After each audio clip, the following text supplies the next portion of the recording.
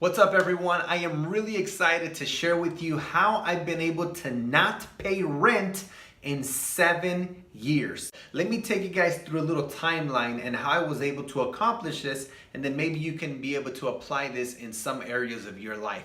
So in 2011, I decided to buy a house. However, I was not able to because I didn't have a second year of business tax returns, right? We live and learn. I just figured like, oh yeah, with 1 year I should be able to do it, but apparently I could not. So I had to wait to be able to buy a home until 2012 once I had my second year of business tax returns.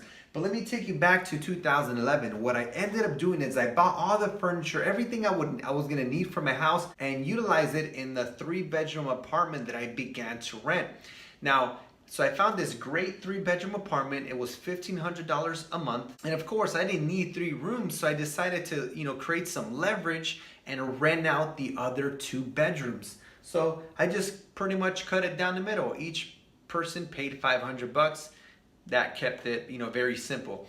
But what I started to learn in that process, because it was my first time being the one that controlled the lease agreement and the rent, and then being able to sort of property manage, even though I was living in one of the bedrooms as well. So I did credit checks, background check, income verifications, all that stuff. And that's really how I got started and started to learn this whole process of leverage and property management. And it kind of just happened in the process of doing it. Fast forward 1 year later, on May 23rd, 2012, I bought my very first home in LA, which I still own today in 2018. It is at the time, because now I made it bigger, now there's multiple units, but at the time it was a single family residence, 2 stories, 4 bedrooms, 2.5 bathrooms. When I started looking for this home, I quickly realized that after doing all the numbers, my principal, interest, taxes, and insurance payment, PITI, my payment was gonna be $1,800 a month. And when I looked at the market rents for a bedroom in LA, it was about $600. So I thought to myself, well, that means I can rent out 3 bedrooms at $600 a pop, which would cover my entire mortgage payment. I was like, that's pretty cool. I get to live for free. And sure enough, ladies and gentlemen, that's what I did. I bought this house.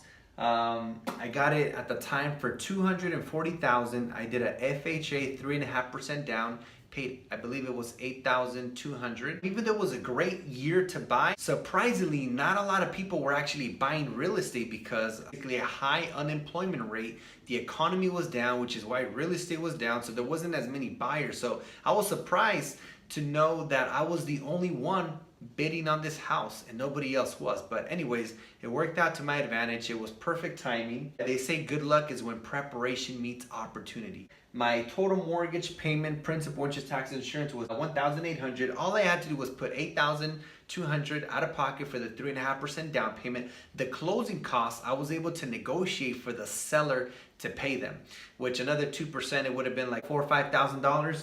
So all I had to put down was $8,200. And this is what I was responsible every month. Now, of course, being a responsible homeowner, I was prepared to pay the full $1,800 every single month.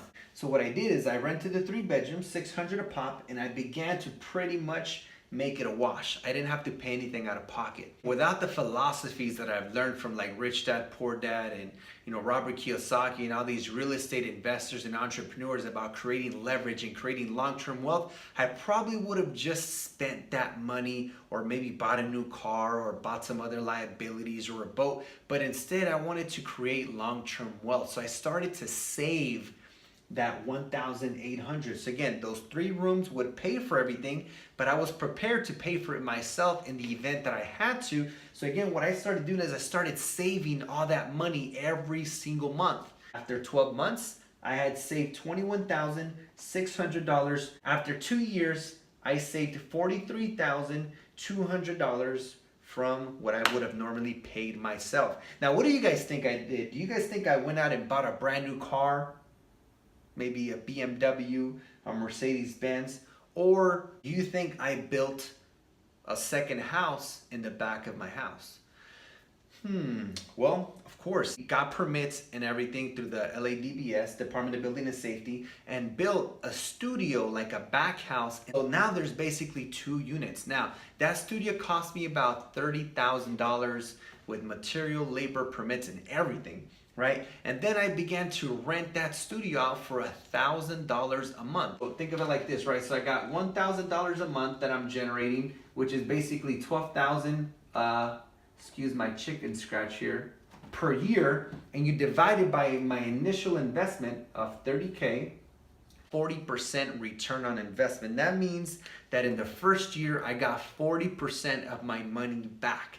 That means that within 2.5 years, I made this back on top of continuing to save.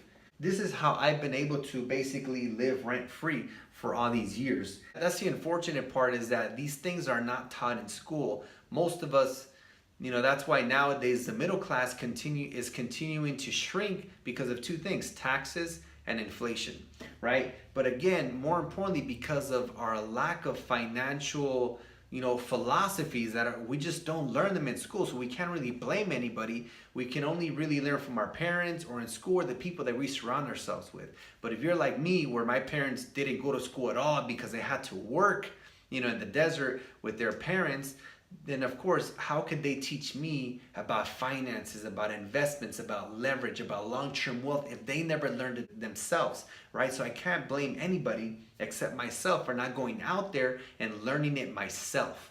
If I would have bought a brand new car with that money, I would have bought a liability.